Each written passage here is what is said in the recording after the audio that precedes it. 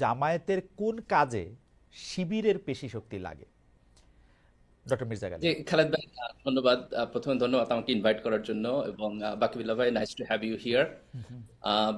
আমি আমি যেটা লিখতে চেয়েছি, এবং যেটি খালেদ ভাই আপনি প্রশ্নটা তুলেছেন, আমি যদিও ছাত্র দলকে সামনে রেখে এই প্রশ্নটা তুলেছি, কিন্তু ইকুয়ালি এই প্রশ্নটা ভ্যালিড ফর জামাত ইসলাম এবং ছাত্র শিবির, যে ছাত্র শিবিরের পেশি শক্তি জামাত ইসলামেরও কাজে লাগে কিনা।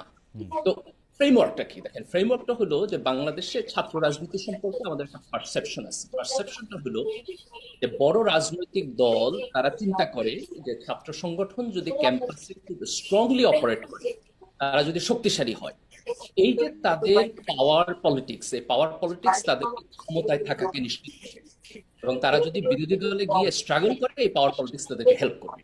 এই পারসেপশন থেকে ছাত্র রাজনীতিকে বড় রাজনৈতিক দলগুলো প্যাট্রোনাইজ করে। আমি বলতে চেয়েছি দুইটা জিনিস। এক, যে বাংলাদেশের সমসাময়িক রাজনীতি যদি আপনি দেখেন, এবং বিশেষ করে জুলাই অভ্যুত্থানের পরবর্তী ডক্টর রাজনীতি। গালিব, ডক্টর গালিব, আপনি কি আপনার, আমি বুঝতে পারছি না যে আপনার কথা আবার শোনা যাচ্ছে, আপনি কি আপনার ল্যাপটপের সাউন্ডটা একটু মিউট করে রাখবেন? মিউট করলে কি শোনা যাবে, নাকি সাউন্ডটা অফ করে মানে মিনিমাম করে রাখবেন কিনা, যেহেতু আচ্ছা, আমার এখানে কি ইকো হচ্ছে?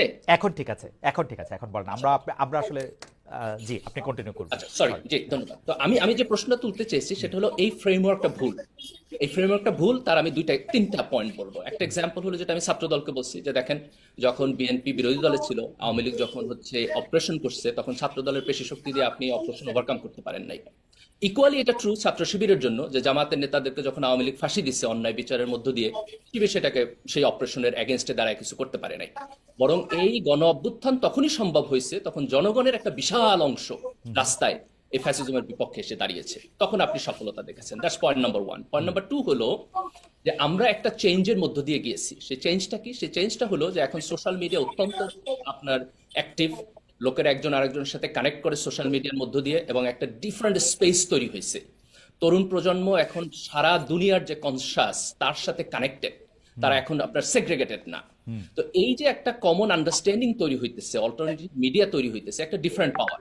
আপনি যদি এখন মনে করেন যে আমি ঢাকা বিশ্ববিদ্যালয়, চিটাগাং অথবা রাজশাহীতে আমার মাসল পাওয়ার থাকলে আমি রাজনীতিতে ভালো করব, এই ফ্রেমওয়ার্ক চেঞ্জ হয়ে গেছে। কাজে রাজনৈতিক দলগুলোর এখন চিন্তা করা উচিত যে ছাত্র রাজনীতিকে আমি মডিফাই করব। বিএনপির চিন্তা করা উচিত যে ছাত্রদল আগে যেভাবে রাজনীতি করছে সেভাবে রাজনীতি করা উচিত না। রাইট। জামাতের চিন্তা করা উচিত শিবির আগে যেভাবে রাজনীতি করছে সেভাবে রাজনীতি করা উচিত না।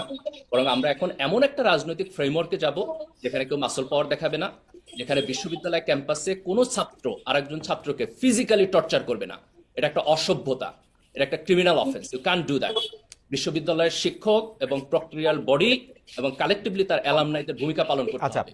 বিশ্ববিদ্যালয় ক্যাম্পাসে কেউ আপনার আপনার আপনার সাউন্ডটা মনে ডক্টর গালিব, হ্যারাসমেন্টের শিকার আপনার হবে। সাউন্ডটা মনে ঠিক করতে হবে, কারণ আমি এখনো একটু নয়েজ পাচ্ছি। এটা মানে ঠিক করা হবে, ঠিক করতে সাহায্য করবে আপনাকে। কিন্তু আপনি যদি একটু চট করে একটু বলে নিতেন, আমরা বাকিকে শুনতে শুনতে আপনার এটা নিশ্চয়ই এটা ইয়া হবে। আপনাকে জাস্ট আমি একটু জানতে চাই যে আপনি এখন স্পষ্ট বললেন যে এই পেশি শক্তি আসলে ছাত্র শিবিরের পেশি শক্তি আসলে জামাতের কোনো কাজে লাগে নাই, বা আসলে লাগেও না কাজে, এটা ফ্রেমওয়ার্কটাই আসলে চেঞ্জ করতে হবে। আপনি যখন স্ট্যাটাসটা দিলেন তখন যে শুধু ছাত্রদলের কথা উল্লেখ করলেন, এটা তো আপনি ডেলিভারেটলি করছেন, তাই না? ছাত্র শিবিরের কথা যে আপনি বলেন নাই সেটা তো ডেলিভারেটলি করছেন। না, এই এই যে বিভক্তিটা, এই বিভক্তিটা আপনি মানে ইচ্ছা করে করছেন না, মানে দেখানোর জন্য করছেন না, মানে না, না,